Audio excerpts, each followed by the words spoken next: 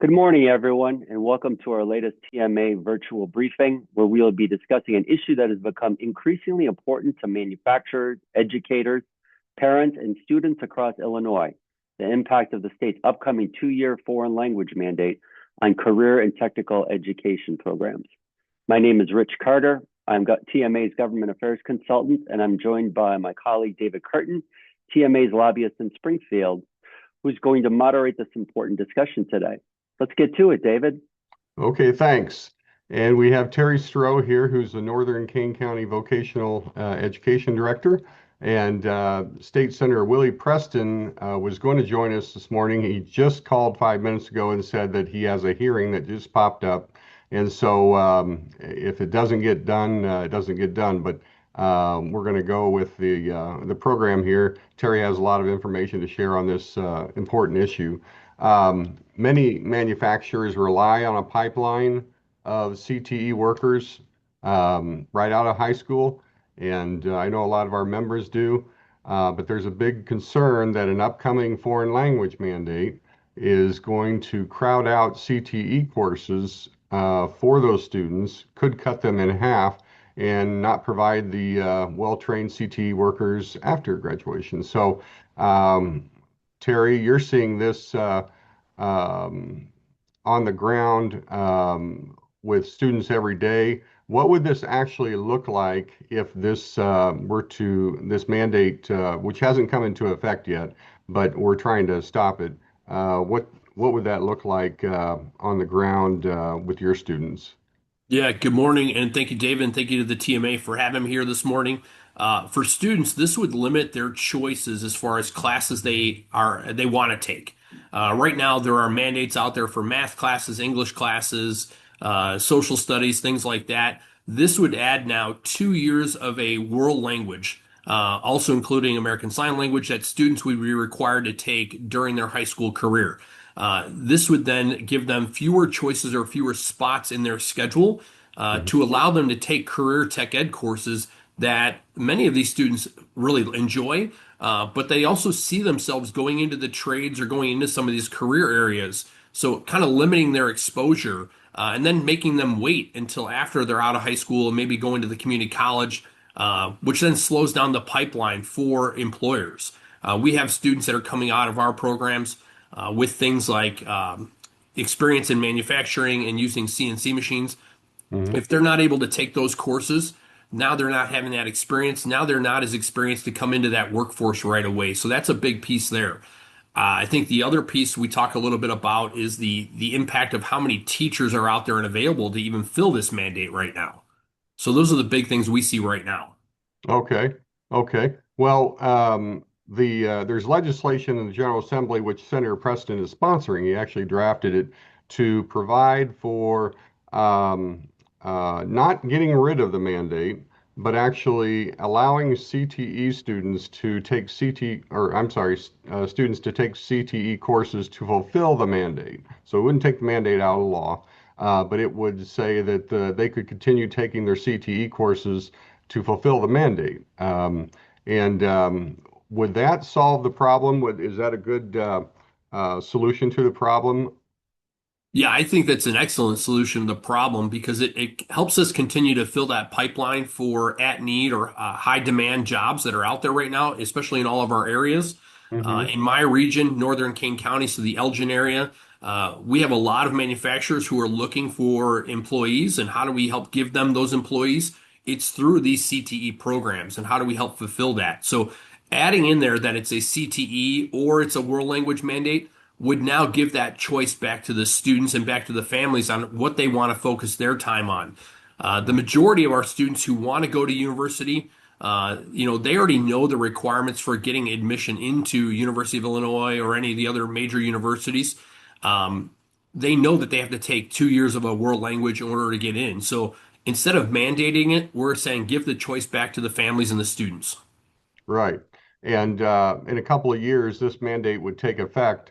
But we need to get it fixed right now. There's a lot of people saying, well, why don't we just wait for 2 years? Why don't we just, tackle it then? Um, what do you say to them? Yeah, this is the part that maybe not everyone understands the way schools work. So students actually will start picking their classes for the fall of 2028 as early as the fall of 2027, a year out from them taking those classes. So we then start planning at the school level for staffing. If we have to change teachers around, we have to hire in more world languages teachers, or we wouldn't have maybe as many students taking CTE classes. Would we have to actually RIF teachers if that was to take effect? And what we're hearing right now from districts across the state, they were surveyed a couple months ago in that they would have to reduce those number of CTE teachers down just based on having to add these world languages teachers in there. The bigger piece is also right now, according to the State Board of Education data, we had about 100 world languages openings that went unfilled this school year. So if we already have 100 teacher shortage, and now Mhm. we're going to have to add more teachers for this mandate to actually be taken into account and taken effect, where are we going to find those teachers at? How are we going to fill those slots? And currently, the answer for many school districts across the state that can't find teachers is to put students on virtual learning. So put them in a classroom with someone to supervise them, and they're learning their world language from the computer, which really isn't maybe as effective as being in a normal classroom. But it also, I think, has an effect of if these aren't classes that students want to be in, if they're not engaged in those classes, it then starts to affect other things throughout the school. Right. And that could even be GPA. I mean, when you're talking about this, it has kind of a domino effect. So you're talking about a student who really wants to take CTE courses, who really is, good with their hands or has grown up doing some stuff that they would really like to continue for a career. And you're talking about someone like that who said all of a sudden they have a 2 year foreign language. They have to take 2 years of foreign language. So they have to be in a classroom they don't want to be in. They're not in the CTE classroom and they're not particularly enjoying that. And then they get to graduation and they've wasted that 2 years and they haven't lined themselves up for these great opportunities that they wanted to take advantage of. Is that right? Yeah, I think there's a bigger, other than just those things. Those are all big pieces as well. But with our CTE programming across the state, we have students that are graduating at higher rates if they are what we consider a CTE concentrator. They've taken two or more classes within a program of study or a pathway, as we like to refer to them. So they're graduating at higher rates, especially for our at-risk populations. Our African American students are graduating at a rate 15% higher if they Hmm. are in a CTE program. Hispanic students are graduating at 10% higher if they're in a CTE program. So we're keeping students engaged in their schoolwork. Their attendance is up from where they're at. The amount of dual credit that they're able to earn, that they can show that they're going to look to continue their education, is increased. For our students, the post-program placement, or did they go on to a 2 year school, a 4 year school, or military service, is increased by being involved in these CTE programs. So we just want to see that we're able to keep those programs strong and give students the options there with their choices and what classes they want to take. Yeah, and speaking for our members, I'm not a manufacturer, but all of our members, small and mid-sized manufacturers, they're looking for trained, skilled people coming out of the for the workforce. They have a shortage of jobs. They're trying to fill openings that are there right now.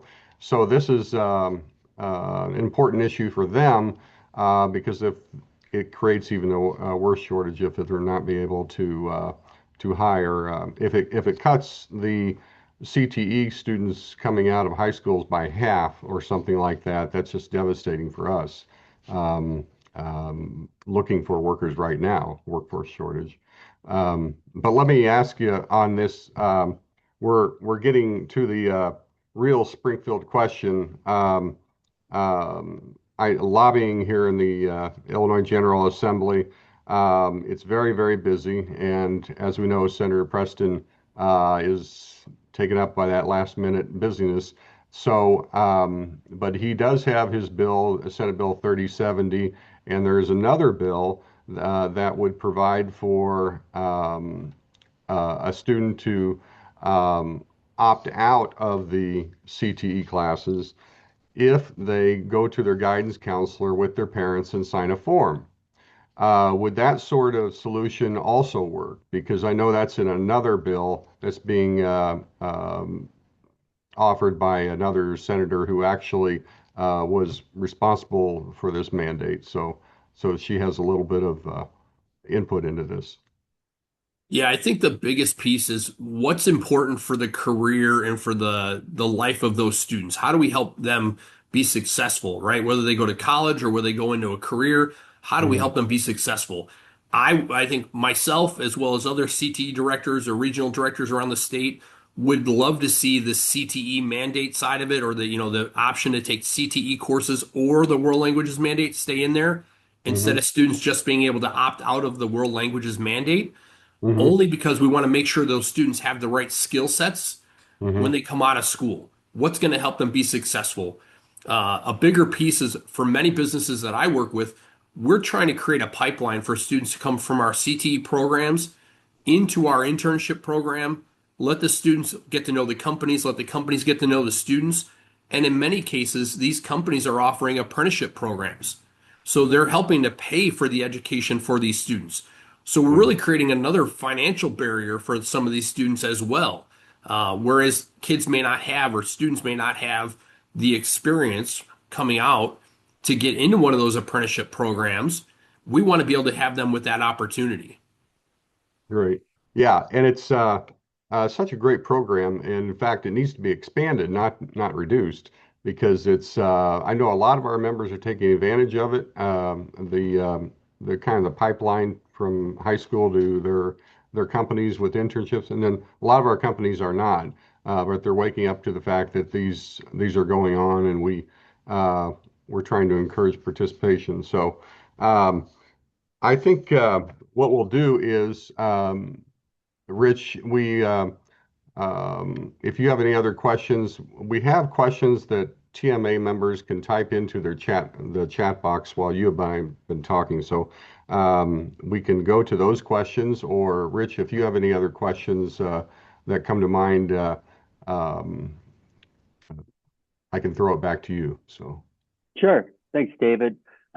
Yeah, just a couple of quick questions before we go to the Q&A with the members. David, you talked a little bit about what's going on in Springfield right now with this issue, and you mentioned SB 3070, Hmm. and then which is sponsored by Senator Preston, and then SB, I believe it's 4055, which is the bill sponsored by Senator Lightford. And it sounds like it's going to be one of those two that make it across. I think we have, what, about 3 weeks left Yeah. to get this done. And there's a lot of negotiations going on behind the scenes, and a lot of movement too. And I know, in fact, some great news. We've worked, one of the leaders we've worked with on other issues with TMA, BIPA specifically, Senator Cunningham. You've been talking to him about this as well, correct? Oh, that's correct. We've been talking to a lot of people. In fact, it's kind of like, people say legislation is like sausage making. It's kind of like that process, only in a good way, because this initiative is not going through the normal process. Usually, a bill starts in January, mid spring, it goes to the other chamber, and then they handle it, and then the end of May, then they all vote it out, or they vote it down. This one, we have the legislation, but we are specifically bringing stakeholders together, getting groups together to agree on a good solution. And then we have the leadership support in the Senate to try to get this across the finish line on May 31st. And so it will go through a process, but we have 3 weeks left, which is more than enough time to get it through a committee hearing process and a full chamber debate and things like that. The other possibility of this initiative, because it is so important, is that we could put it on an agreed bill list. And that's an agreed bill list that all Democrats and all Republicans agree is our legislation that we should pass before May 31st, and we'll take it on one roll call. So there's a couple of possibilities. 3 weeks is a very long time in the state legislature. Some people wish we only had about 5 days left, but we have 20 days left. So we're, as far as time goes, we're fine. As far as support goes, we're fine. It's just a matter of now moving something, and Senator Preston's a big part of that, and he's given us his commitment that he wants to see it done, and Senate leadership has given us their commitment too. So that goes a long way. It's um, the House. It would have to get through the House, but we think we can get it through the House if we get it through the Senate, and then the governor would certainly sign it. We think if it passed both chambers. So. David, when it comes to the House, you've been talking to Representative Will Davis over there as far as Yeah. taking it and leading from there, right? And Will Davis, I believe, did a visit with TMA over to Homewood Flossmoor High School a couple months ago. Is that correct? To visit some of Yeah, the TTE yeah, students? and Terry, you mentioned this. This is just a huge issue for African American students. I mean, Representative Davis represents Homewood Flossmoor, and I think it's around 3,000 students, and 2,700 are African American or Hispanic. And we walked into the CTE classes there, and they were all just happy as a clam, working on the welding, the CNC machines. I mean, they were serious kids lining themselves up for graduation and for a job right after the day they take off their cap, and so they knew what they're doing. They have good support systems in the school, like you have, Terry, and so Representative Will Davis on the House side has said that he would take this bill. Once we get done with it in the Senate, he'll take it in the House, and he'll spearhead it through the House. So one of the big, I guess this is more inside baseball than anything, but Senator Willie Preston is the leader of the Illinois Black Caucus. The Illinois Black Caucus stands to gain a lot from this, and or lose a lot if we keep this measure in place like this. And so they're not all uniform on this. Some of the African American legislators don't just want to keep the law as it is.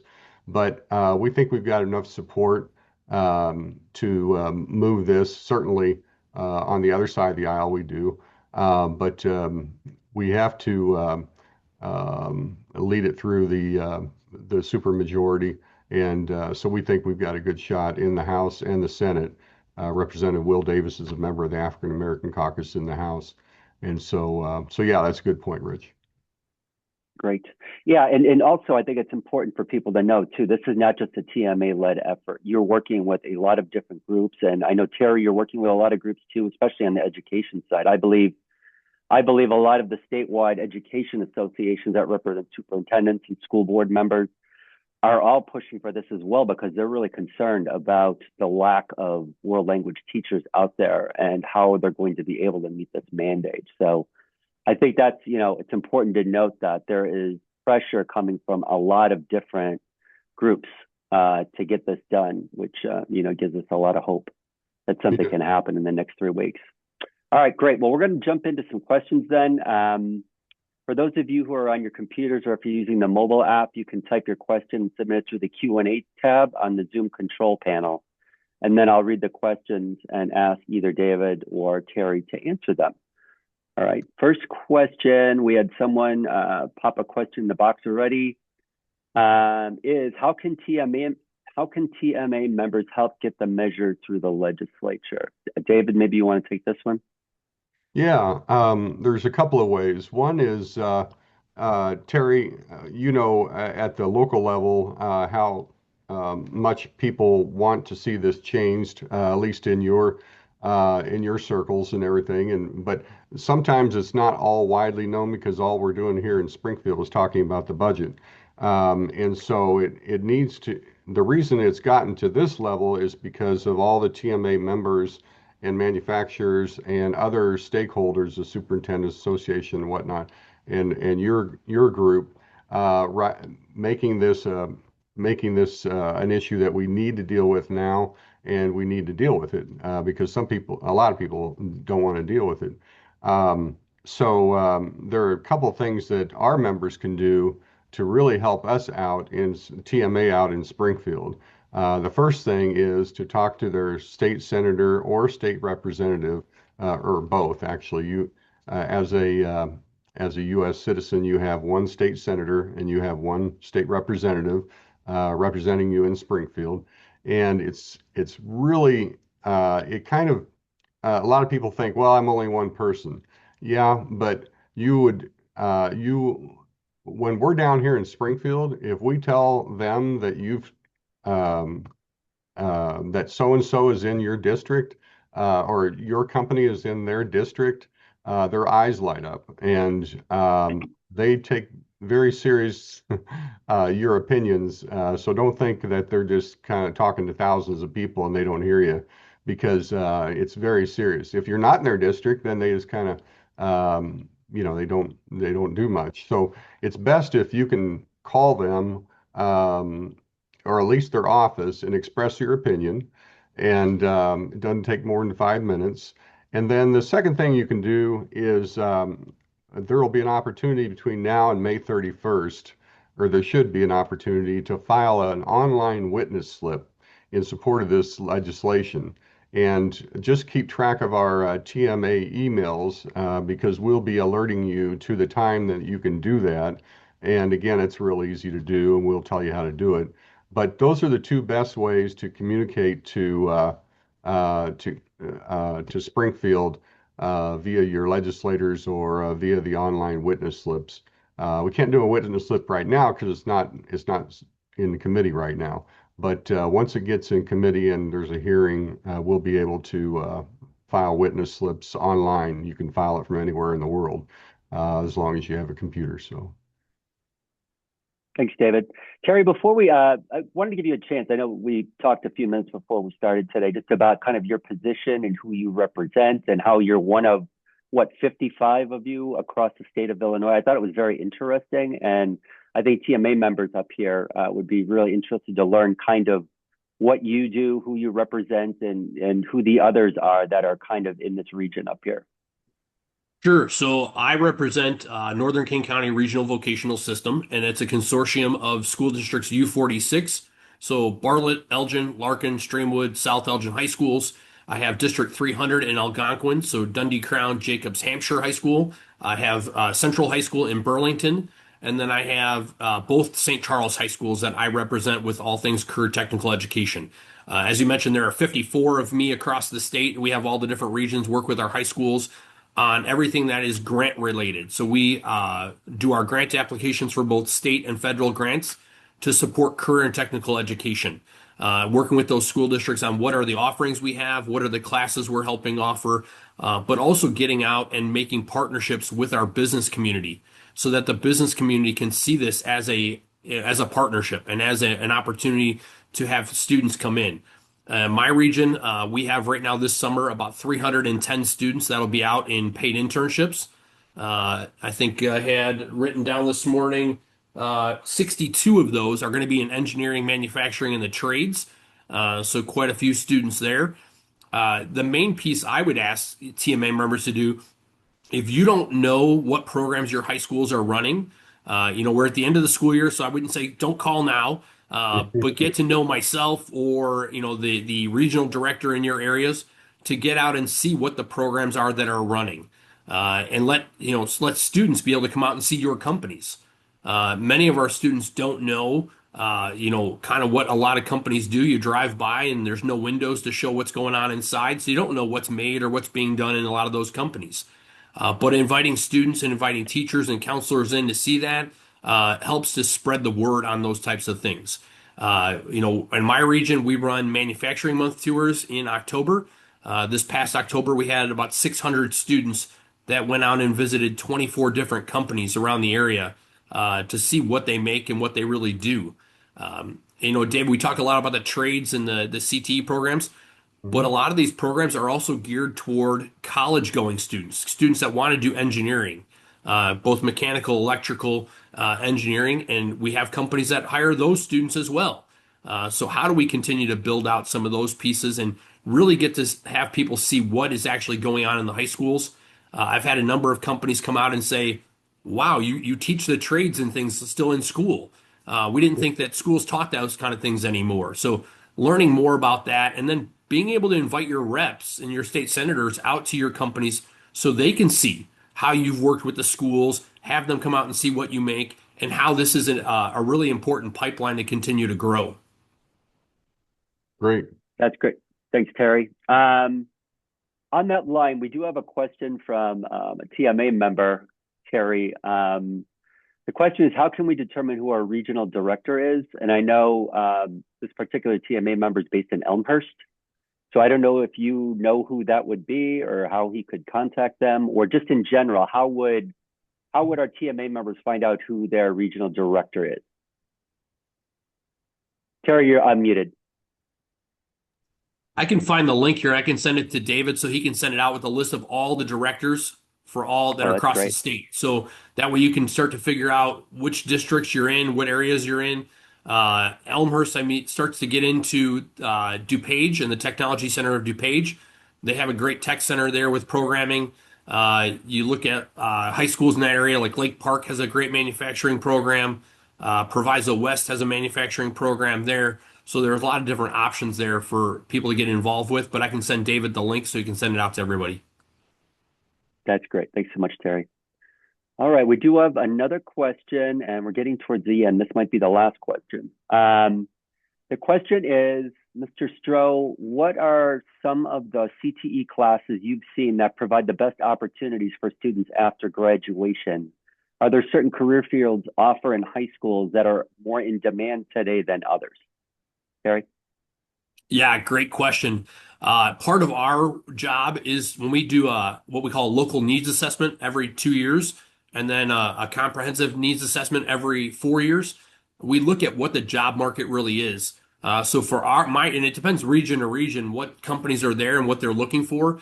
The biggest program right now that we have started to operate is industrial maintenance or robotics. Manufacturers around the area have a huge amount of robotics that are going on in their facilities, but they need people that know how to repair those robots, how to operate those robots and program those robots.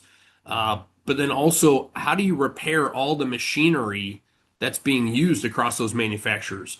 So we've been working really diligently on creating pathways for that, on top of the fact that we have students running CNC machines in our pathways. Our automotive program is also a big piece there. A lot of diesel technicians and heavy equipment repair shops are looking for technicians. So we've been working on that as well. Thanks, Terry. All right, we have one more question. We'll take this and then we'll close it out. The question is, how is Terry's organization funded? Terry? Yeah, so my role, my office is actually only two people. It's myself and our work-based learning specialist.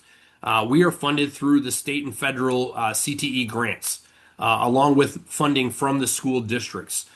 So we use this money to buy equipment. We use the money to pay salaries for myself and our work-based learning specialist. But it comes through those grant monies and through local funds from the school districts themselves. Great. Thanks, Terry. All right. Well, unfortunately, we've run out of time. What a great discussion we've had today. I want to thank Mr. Terry Stroh for joining us today, along with TMA State Lobbyist David Curtin for leading a wonderful discussion. Of course, we want to thank all of our TMA members who took the time out to join us today. We will be keeping you aware of what's going on in Springfield the next 3 weeks, so pay attention to your emails. Once we get a committee hearing on either one of the bills, we'll be shooting out calls for witness slips, and love to have your help in getting this across the finish line. So thanks, everyone, and have a great day. Goodbye. Thank you.